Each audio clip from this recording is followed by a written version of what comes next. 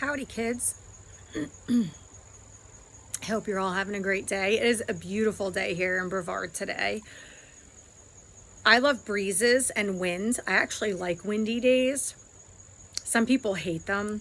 Could be because it reminds me of my mom, but I love windy days, and there's just like this beautiful breeze today. Love it. Love it. And even just, not having to drive deep into the mountains to see the fall colors, you're just starting to see that taking shape more locally here, which is awesome. There's so many things that I want to talk about. I probably have to stop listening to podcasts. I don't like to teach other people's teachings, although I did that with Dr. Mindy Peltz. And I try to be very cognizant of mentioning the people. There's a lot of people that steal ideas. There are a lot of people that create a channel and they're mimicking someone else. I just can't do that. I might sound similar to some people. I don't know, but believe me, that's not intentional at all whatsoever. I don't really love that whole copycat thing. It drives me crazy. But, so I try to be really aware of where did I get this? Who can I credit? But I was listening to, a couple podcasts today because I had to drive out to Asheville to go pick up my water in my glass gallon jugs. I call it my snooty Altamont Springs water, but it's actually the Mountain Valley Water Company, which is my favorite water, but it's super pricey. So the Altamont Springs is native to North Carolina, and I, just to save a buck or two.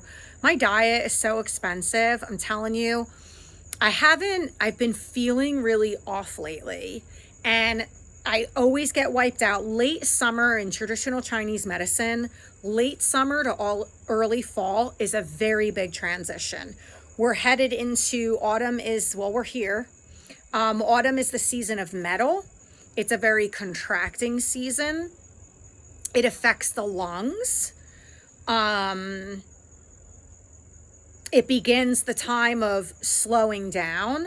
And so for me, this time of year, and for a lot of people, I need a lot of earth energy. So I'm finally recovered from my hike on Saturday. That Russ Tox did amazing stuff, and I've been popping arnica. I take arnica in a super low dose, like a 6X or 12X, which X's are more for the physical. I could only get Russ Tox in a 6C, so I didn't take a ton of that. I would have preferred it in an X, and it probably would have worked differently. But I think I did 3 6Cs in 2 days, and that did the trick. But I'm gearing up for another hike tomorrow.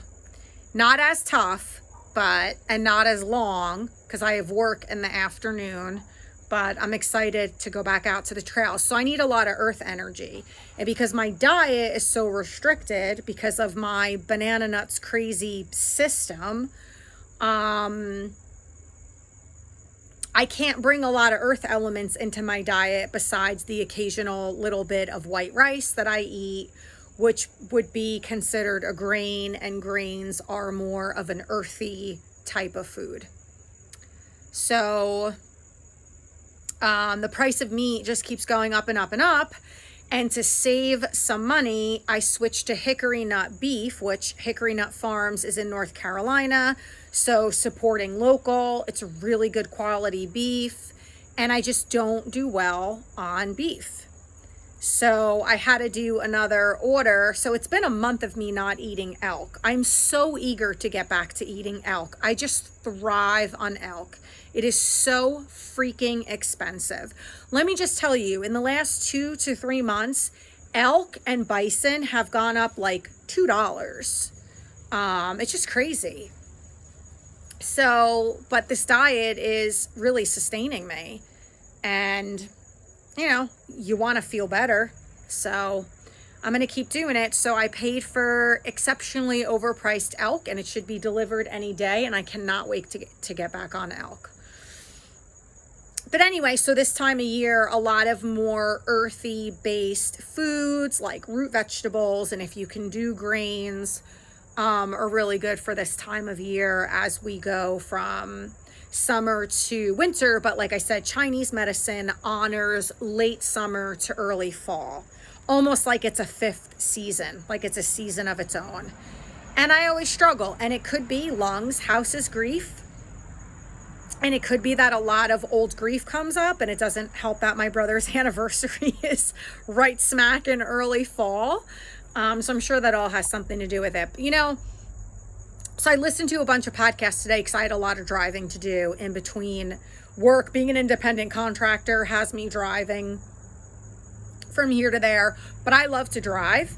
I actually get very creative ideas when I drive. I get signs and synchronicities when I drive. I love a good road trip. I don't mind driving. Driving to New Jersey and back to go visit my kids can be a little tough on me. Never on the way there, always on the way home. Something happens, or it just takes me so much longer to get home for whatever weird reason. Usually I fly there. It's probably because I'm so excited. I'm going to see my kids, but I do love me a good road trip. And I think I'm going to be heading up to Jersey in, I think, December. My baby's birthday is the end of October, and I went to see Devin for her birthday in July, and my youngest, Sarah, said, nope, don't come see me. She's going to be steeped in exams and school for nursing, and she's just stressed to the max. So she said, don't even come. It's not going to be worth it. So I think I'm going to go for Christmas to see my babies. But anyway, so I was listening to a bunch of podcasts. Don't ever get mad at me for digressing to talk about my kids. It's hard. Joe Rogan does a really good job. He rarely talks about his family on his podcast.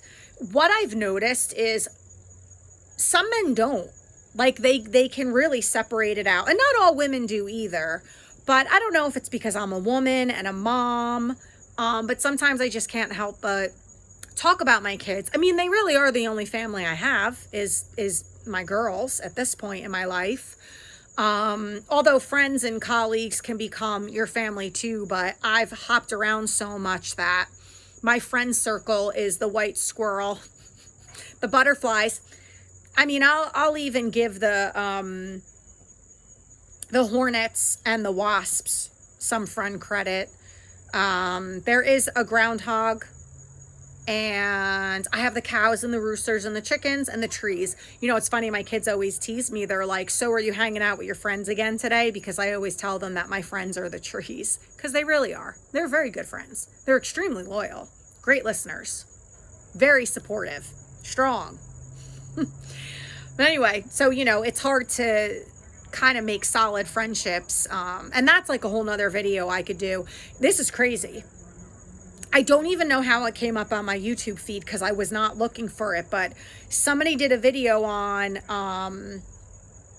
I have no friends. Like that's literally what it was titled. And so I couldn't help but click on it.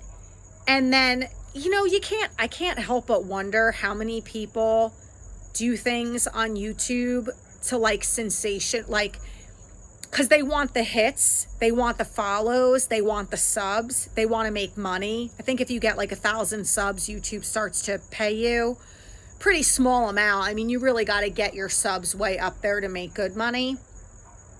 And sometimes I wonder, because all of a sudden I kept getting in my YouTube feed all of these people doing videos on, I'm all alone, I have no friends. And it's like, well, yeah, a lot of people are lonely, and it is harder to make friends these days for sure. But sometimes I can't help but wonder if it's like, because it's popular. I swear people Google like popular YouTube topics, and then they do that just to get the hit. So that was an interesting video. There are an enormous amount of people that don't have friends and are alone. It's very hard to find friends. I can't tell you, when I was on Facebook in South Carolina, I joined so many groups to make friends, and it just never happened. Beyond hiking with the Girls Who Hike group, I never did anything with anybody. I hung out sometimes with my old farm manager when I was farming, because he lived in my apartment complex, and sometimes I would hang out with him and his wife, and that was even few and far between, because they were such a close couple. They were one of those couples that was completely inseparable. They did not have separate lives, and they did everything together, and I'm not knocking that or judging it. If that's your jam, that's your jam. They were best friends. Good for them. So, it was rare that we hung out, but it is harder and harder to meet people and make friends. I do find that. I would love to have even just one great girlfriend, but it's difficult. I think people use busy as an excuse. I don't fall for busy. When somebody says to me, I was just too busy, I feel very deeply and strongly that you always make time for what you value and what is important to you and a priority. I would rather a friend say to me, I just don't have time to make you a priority right now in my life, versus I'm so busy. Because I would have people not answer me for days and days or a week or two, but they were very active on Instagram and very active on Facebook. And I had a friend get very defensive, and she said to me, that's not fair. I'm allowed to surf social media without being babysat or judged. And that wasn't my point. My point was, you're very active on all of social media, and that takes time away from your family, your kids, your husband. So just say to me, I just can't make time for you right now, instead of saying, I'm so busy, because I just feel like it's an excuse. I mean, you can have a super busy day at work, but listen, the most successful people in friendships, partnerships, business partnerships, and intimate, interpersonal relationships in general, or romantic partnerships, they check in with each other a certain number of times. I was just listening to a relationship podcast today, and he said him and his wife, that he feels fighting is important. I agree with that. I think you should be able to have an argument, but learn how to argue fairly. I think people who say we never fight, it's not healthy. People who brag that their kids have never seen them fight, it's not healthy. It's an unrealistic depiction of relationships. Your kids are going to get out into the world, and they're not going to understand conflict resolution. It is good for your kids to see an argument, but how are you arguing? How are you problem solving? How are you communicating with one another is way more important. But, usually one partner is super avoidant, and then the other one is the chaser, and then that's where mayhem comes about. But anyway, so where I'm at in my life and the age that I am, I admit I have a really low tolerance for stuff, and I'll tell you what's happened with me. I'm usually always the one. How are you? What's going on? Let's make a plan. I'm coming up to New Jersey. Let's get together. I'm always the one checking in. I'm everybody's therapist. I'm everybody's coach. I'm everybody's problem solver.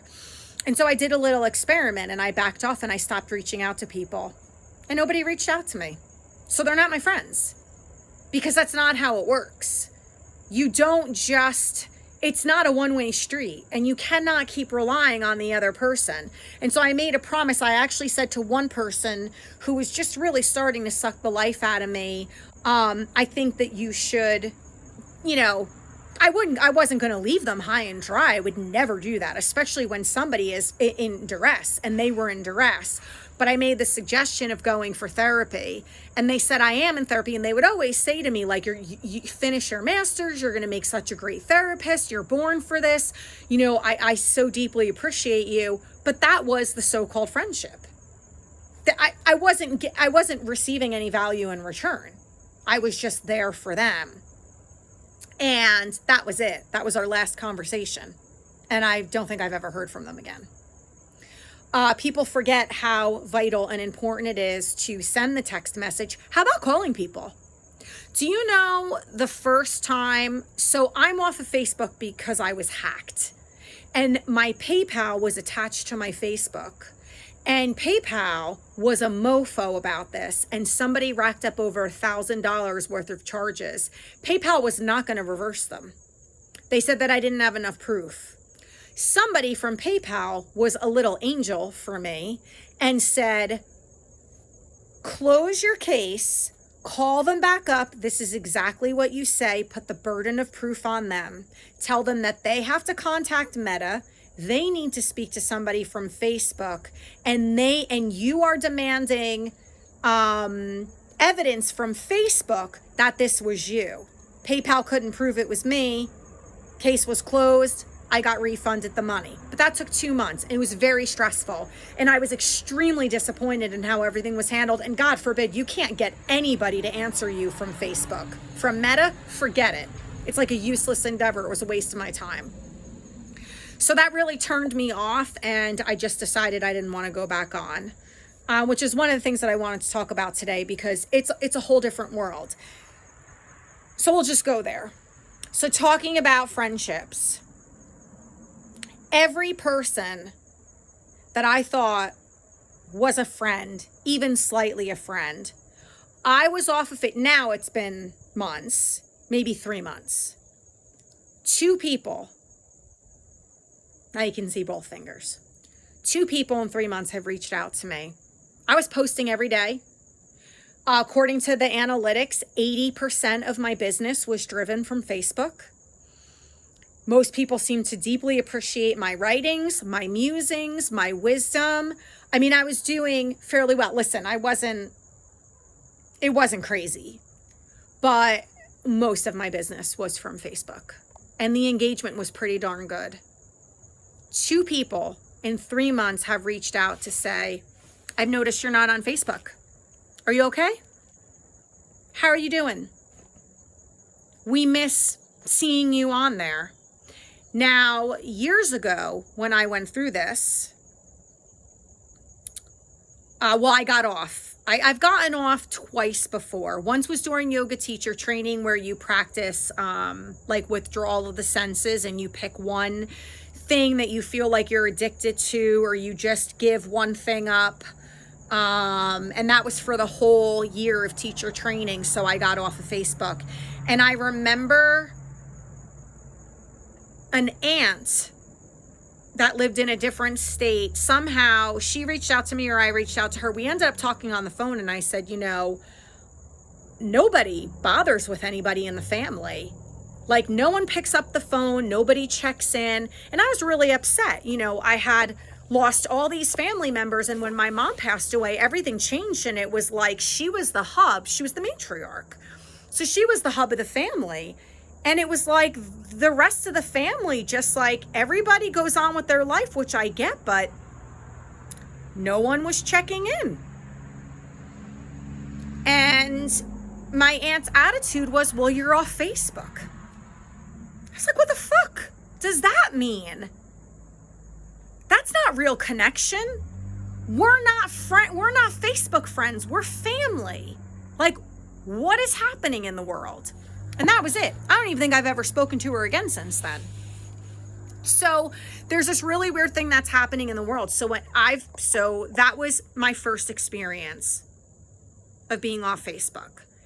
Then I tried it again, and I'm telling you, the aching and the loneliness and I literally felt like I was experiencing a death, and I couldn't handle it where I was in my life. I needed some sense of connection. And I actually had a therapist say, get back on. This is not the time to be doing this. And I did. Well, I will tell you, since I've been off for 3 months, I went through a full-blown death. People don't realize how addictive this is, and people don't realize that you are literally living in an alternative reality. I was so beyond shocked and hurt for it took me 4 weeks to be like, stop feeding into this, stop making a big deal about it, move on with your life, and make real friends in real time. I couldn't believe everyone just disappeared. I mean, there were a couple people that I really thought cared about me and were my friends, and I haven't heard from them at all. Like, I might as well be dead on the side of the road right now. I don't know why I'm so shocked. I really don't. And I will say this, When I got off of Facebook years ago during my yoga teacher training and I got back on a year later, I kid you not, please understand you're missing nothing. It is sincerely the same people talking about the same stuff. Like, for real, nothing changes. Nothing changes. You're not missing anything at all. And so, how do we get back to making friends in real time? How do we get, I don't think there's any backpedaling. I don't think there's no turning back. It's finding balance. It's minimizing your time. I mean, I'm just guilty of the next person. I do pretty well of not being on Instagram all the time. I like post what I post. And if somebody engages with me, which is rare and far and few between on there, I will comment back. But I do love my YouTube because I love to learn. And for me, there are so many people out there with so much wisdom and so much knowledge. And then you just learn to use discretion and take things with a grain of salt. Well, you have to. But I do love YouTube. So I really don't know. I mean, I'm not a drinker, so I'll go hang out at a brewery. I actually just visited a brewery today and said, hey, do you want to like start mat yoga classes maybe even once a month and run events as a way to like increase community engagement? I will absolutely sit in a brewery and hang out with people. I will go to a trivia night. I'll do stuff like that. I'm probably going to look into more stuff through Meetup. But I do find it's difficult. I was hanging out with someone in South Carolina, just as friends. It was a guy. We were just friends. He really took a liking to me. We got along well.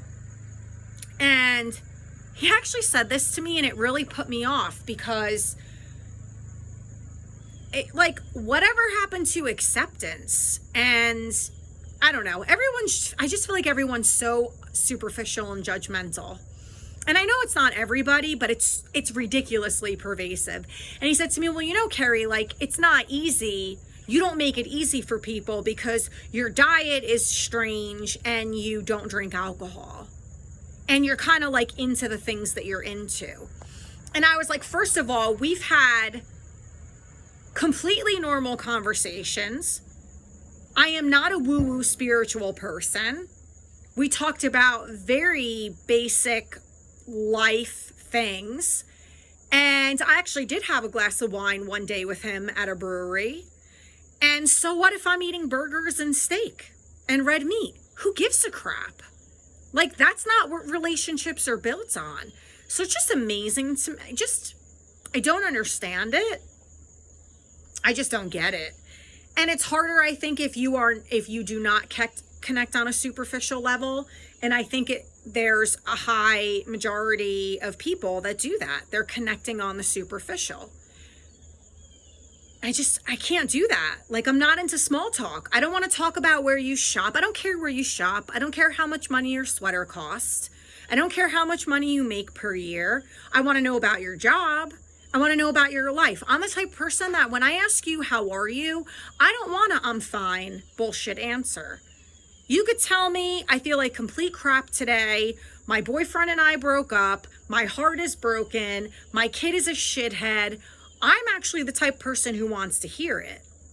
And a lot of people don't. They really don't care. They ask you because it's like a socially acceptable thing to do as you're passing somebody by. But most people really aren't interested in the answer.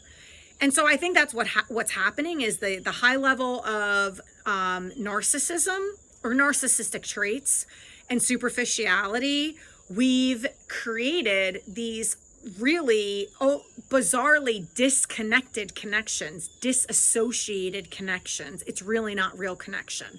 Facebook is not a real world. It's just not. Those people are not your friends. And so I'll leave you with this because this was fascinating and I wish I kept the magazine and the article. And I don't know if I talked about this before on this channel, but it was a mind-blowing article. So I was living in New Jersey still at this time, and I loved my chiropractor. And there's a chiropractic magazine, not a machine, although sometimes chiropractors have machines in their office. But it was a magazine, and I want to say it was called Natural Awakenings, but that might be a magazine found at health food stores. I cannot remember what it was called. If anybody knows what I'm talking about, that is a chiropractor or goes to a chiropractor and you've seen it, they're free magazines and they're amazing. I mean, there's so much wisdom and knowledge and just nuggets of goodness all throughout the magazine. And it was and a lot of chiropractors are the authors of the articles. So it was a chiropractor whose business was doing so well that him and his wife decided they were going to take their two boys, who I want to say were like 10 and 12 years old, off grid for months. Maybe 3 months, could have been a little bit longer. And I don't know if you've read the studies or if you're even aware of how much anger and emotion comes out of people when they don't have their phones and they don't have social media. Do you ever try to take your kid's phone away from them and they go batshit crazy? That's not just because they're a teenager and they're hormonal and volatile. That is a real physiological reaction. Think of taking drugs away from a crack addict. They go nuts, they lose it. It's the same thing because this is an addiction. So they go off grid, and the mom said in the article she almost gave in and tried to find a way for her kids, her boys, her young boys to access the internet and use phones and laptops because they were so angry. Their behavior was so awful. They were like killing each other, and she's like, I can't handle this. And her husband kept encouraging her to wait it out because research that he had done indicates it's a 2 to 3 week window before those symptoms start to subside, which makes sense because if you look at like basic 101 how to break a habit, they'll usually say 21 days, 3 weeks. And the boys did.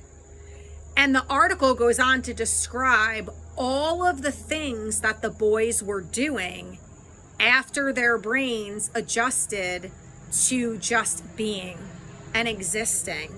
And she said her boys were doing things they'd never done before. They just took a liking to things they never liked before. They took so much more interest in nature. They were taking more like healthy, playful risks that I would say would be more common to people like me and my childhood, and imaginative play and just making stuff up and being out in nature and actually enjoying it and it not being a task.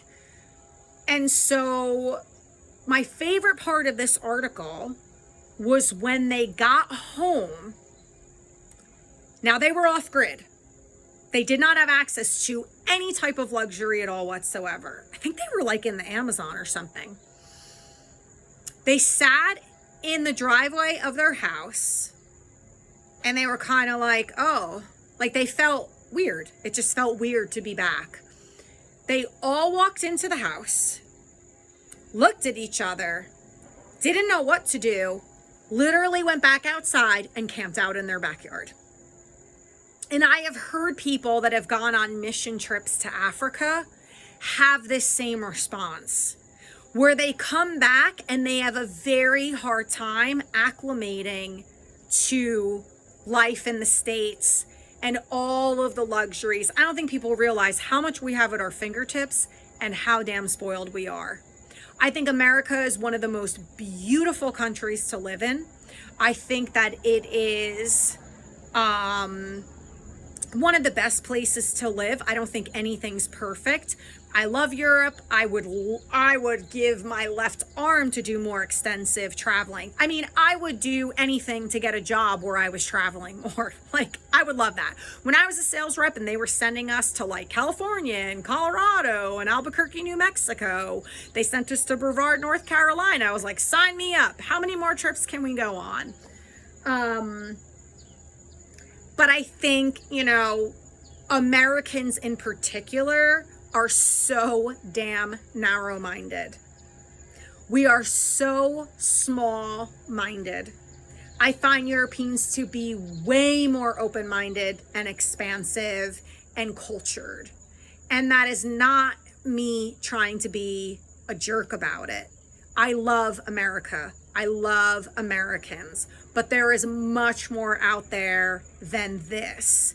And I think when you have those experiences where you leave the States and you're entrenched in this whole other world and this whole other culture, never mind extrapolating all of the luxuries, you know, all of the things that you have at your fingertip and being so submerged in nature and away from tech. I can't imagine what happens when you come back to this place, and that has to be a big adjustment.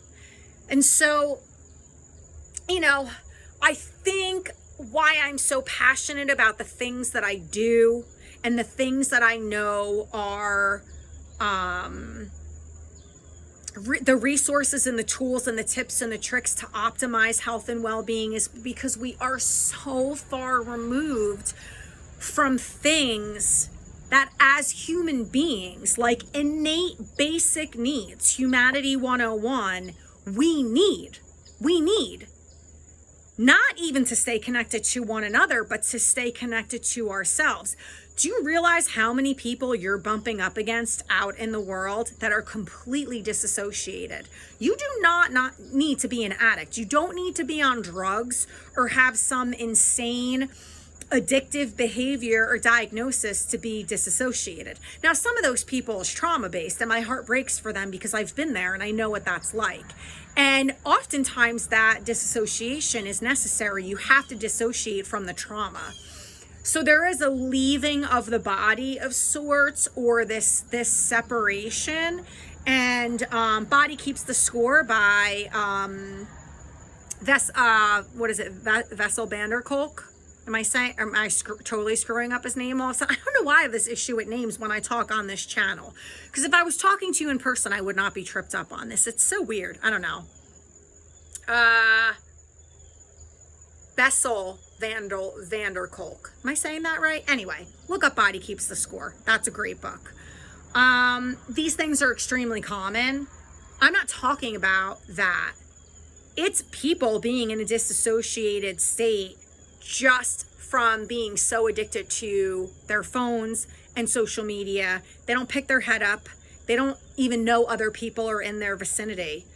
This is really scary. I mean, I do think this is people talk about the zombie apocalypse. I think we're in it to an extent. Because I see people walking around almost in this zombie-like trance because of stuff like this. And so some of the things that I listened to today sparked this. What is real connection, and the question we hear all the time, how are you? And, most people not answering honestly at all whatsoever. And in a work situation, you might want to be mindful of that, because not every coworker has your back. Not every boss gives a crap. We know this, but, I would challenge you to answer honestly. I usually do. I'd be honest, I usually do. How are you? I'm not having a great day. I'm not feeling my best. Or this is great. This is like a beautiful day. I'm having a great day.